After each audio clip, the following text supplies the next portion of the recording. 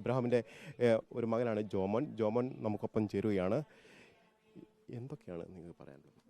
ഞാൻ ഇവിടെ ഇല്ലായിരുന്നു, 2 മാസമായിട്ട് പുറത്തായിരുന്നു. നാട്ടിൽ പണിയില്ലാത്തതുകൊണ്ടാണ് പുറത്തു പോയത്. ഞാൻ ഇന്നലെയാണ് വന്നത്. അപ്പം എന്നെക്കാളും കൂടുതൽ വരുന്നത് വേറൊരു ചേട്ടനാണ്. ചേട്ടൻ പറയും എങ്ങനെയാണ് ഈ ഒരു അപകടം ഉണ്ടായത്? അപകടം എന്ന് പറഞ്ഞു കഴിഞ്ഞാൽ അബ്രഹാം ചേട്ടൻ പക്ക ഒരു കർഷകരാണ്. രാവിലെ മൂപ്പര് ഭക്ഷണ സാധനങ്ങളൊക്കെ ആയിട്ട് കൃഷി സ്ഥലത്തേക്ക് പോയതാണ്. മൂപ്പര് തൊട്ട അയൽവാസിയാണ് ഞാൻ. അപ്പോൾ മൂപ്പര് രാവിലെ പോയി കഴിഞ്ഞാൽ 5 മണി 5:30 മണിയെ കഴിഞ്ഞ് വരുന്നു. അപ്പോൾ മൂപ്പര് കൃഷി സ്ഥലത്തുനിന്ന് ഒച്ചത്തുള്ള അലർച്ച കേട്ടിട്ട് അയൽവാസിയായ ഒരു ചേച്ചി വളരെ അണ്ടി പെറുക്കുക പണിയൊക്കെ ഉണ്ടായിരുന്നു. അപ്പോൾ ഒച്ച കേട്ടിട്ട് ആൾക്കാരെ വിളിച്ചു കൂടി ചെന്ന് നോക്കിയപ്പോൾ അബ്രഹാം ചേട്ടനെ അദാരുണമായിട്ട് ഇങ്ങനെ മരിച്ചിട്ടില്ല, ജീവപ്രാണമായിട്ട് കിടക്കുന്ന കാഴ്ച കാണുന്നത്.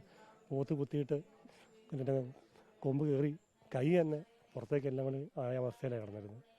അങ്ങനത്തെ ഒരു സ്ഥിതിയിലാണ് ഇവിടുന്ന് ആൾക്കാരെടുത്ത് മെഡിക്കൽ കോളേജിൽ എത്തുന്നത്. ഇപ്പോൾ ആവശ്യങ്ങൾ അംഗീകരിച്ചാൽ മാത്രം മതി പോസ്റ്റ്മോർട്ടം അടക്കമുള്ള നടപടിയിലേക്ക് പോകുന്നത് എന്നാണ് ബന്ധുക്കൾ പറയുന്നത്. എന്തൊക്കെയാണ് ആവശ്യങ്ങൾ? ആവശ്യങ്ങൾ എന്ന് പറഞ്ഞു കഴിഞ്ഞാൽ 50 ലക്ഷം രൂപ. പിന്നെ ഇവരുടെ അബ്രഹാം ചേട്ടൻ്റെ ഭാര്യയ്ക്ക് രഥമ ചേച്ചി പക്ഷാഘാതം വന്ന് തളർന്ന് കിടക്കുന്ന ഒരു സ്ത്രീയാണ്. അവർക്ക് ചികിത്സയും തുടർ നടപടികളും മക്കളുടെ വിദ്യാഭ്യാസവും കാര്യങ്ങളൊക്കെ ആയിട്ട് പോകാനുള്ള ഒരു 50 ലക്ഷം രൂപയെങ്കിലും ഇവർക്ക് കൊടുക്കണം. ആ രീതിയിലുള്ള ഒരു ധനസഹായവും. പിന്നെ പിള്ളേരായ 2 മക്കളുണ്ട്, അവർക്ക് ജോലിയും കാര്യങ്ങളൊന്നുമില്ല. അവർക്കൊരു സർക്കാർ ജോലി ഇവർക്ക് പറ്റുന്ന രീതിയിലുള്ള ഒരു ജോലി കൊടുക്കണം. അങ്ങനെ കുടുംബത്തെ നമ്മൾ ചേർത്ത് നിർത്തണം. ഇന്നിപ്പോൾ അബ്രഹാം ചേട്ടനായി സംഭവിച്ചെങ്കിൽ നാളെ കക്കയത്തെ അയൽവാസികളെ ഞങ്ങൾക്കും സംഭവിക്കാം. ഞങ്ങൾക്ക് പക്ക കർഷകരാണ്, വേറെ ജോലികളൊന്നുമില്ല.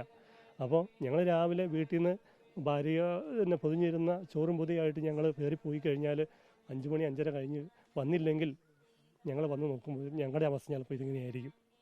2 മാസങ്ങളായിട്ട് പോത്ത് അവിടെ ഇതേപോലെ അക്രമാസക്തരായ പോത്തുകൾ 5-6 എണ്ണം അബ്രഹാം ചേട്ടനെ ഒന്ന് ഓടിച്ചതാണ്. അന്ന് ഫോറസ്റ്റുകാരോട് കാര്യങ്ങളൊക്കെ പറഞ്ഞാണ് അബ്രഹാം ചേട്ടൻ. അപ്പോൾ അവരതിനെ വലിയ കാര്യമായിട്ട് എടുത്തിരുന്നില്ല. അങ്ങനെ അന്ന് എടുത്തിരുന്നെങ്കിൽ ഈ പോത്തിനെ തുരത്തുമായിരുന്നെങ്കിൽ അബ്രഹാം ചേട്ടൻ ഈ ഗതി വരില്ലായിരുന്നു. ഫോറസ്റ്റുകാരുടെ നിന്ന് വരുന്ന ശക്തമായ ഒരു അനുഭാവപൂർണ്ണമല്ലാത്ത ഒരു സ്ഥിതിയാണ് ഇവിടെ കാണുന്നത്. ഇവിടെ വന്യമൃഗങ്ങൾ എന്തെങ്കിലും കാട്ടിൽ എവിടെയും ചത്ത് കിടന്നു കഴിഞ്ഞാൽ ഫോറസ്റ്റ് ഉദ്യോഗസ്ഥന്മാർ വരുന്നു, അതിൻ്റെ അളവെടുക്കുന്നു, കാര്യങ്ങൾ ചെയ്യുന്നു. തേച്ച് മിനുക്കിയ ഡ്രസ്സ് എടുത്ത് വന്ന് ഇവരുടെ കാര്യങ്ങൾ കണ്ട് നമുക്ക് വിഷമം തോന്നും. മനുഷ്യൻ മരിച്ചു കഴിഞ്ഞാൽ, കാട്ടുപോത്ത് കുത്തിയിട്ട് മനുഷ്യൻ മരിച്ചു കഴിഞ്ഞാൽ ഇവരാരും ആ ഭാഗത്തേക്ക് തിരിഞ്ഞു നോക്കാൻ തയ്യാറില്ല. ഉയർന്ന ഉദ്യോഗസ്ഥന്മാരാരും വരുന്നില്ല, ഒന്ന് കാണാൻ കൂടി വരുന്നില്ല ഇവർ. ഇവിടെ നമ്മുടെ കൃഷി സ്ഥലങ്ങളിൽ എന്തെങ്കിലും കഷ്ടപ്പെട്ട് പണിയെടുത്തുണ്ടാക്കുന്ന അതുകൊണ്ടേ വിറ്റിട്ടാണ് ഞങ്ങൾ ഓരോ കുടുംബങ്ങളും ജീവിക്കുന്നത്. ഞങ്ങൾക്ക് വേറെ ഒരു വരുമാനവും ഇല്ല. ഇന്നത്തെ പ്രതിഷേധങ്ങൾ എന്തൊക്കെയാണ്? ഇന്നത്തെ പ്രതിഷേധങ്ങൾ കോഴിക്കോട് നിന്ന് പോസ്റ്റ്മോർട്ടം ചെയ്ത് പിന്നെ ബോഡി കിട്ടിയ ശേഷം വിലാപയാത്രയായിട്ട് കക്കയത്തേക്ക് വരുന്നതാണ് പറഞ്ഞത്. ഒരു അറിവ് അങ്ങനെയാണ്. അതിനുശേഷം ഇവിടെ ഒരു പൊതുയോഗം കാര്യങ്ങളൊക്കെ ഉണ്ട്. അതിനിടയ്ക്ക് കർഷകരുടെ വികാരം വിങ്ങിപ്പൊട്ടുമോ എന്നൊന്നും നമുക്കിപ്പം പറയാൻ പറ്റില്ല. അങ്ങനെ പോട്ടെ, ആ രീതിയിലേക്ക് പോകാതിരിക്കട്ടെ. താമരശ്ശേരി രൂപത മെത്രാനാണ് പിന്നെ ശവസംസ്കാര ചടങ്ങുകളും കാര്യങ്ങളെല്ലാം നിയന്ത്രിക്കുകയും കാര്യങ്ങളൊക്കെ ചെയ്യുന്നത്. നല്ല രീതിയിൽ അവസാനിക്കുന്ന വിചാരിക്കാം. ഒരു കാര്യമേ പറയാനുള്ളൂ എനിക്ക്, ഫോറസ്റ്റ് ഉദ്യോഗസ്ഥരോടും പിന്നെ വനമന്ത്രിയോടും.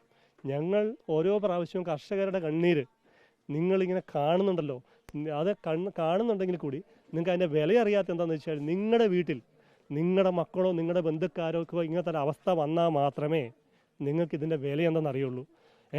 ഇവിടെ കർഷകർ ഓരോ വർഷവും ഓരോ ദിവസവും ഭയപ്പാടിലാണ് ഇവിടെ ജീവിക്കുന്നത്.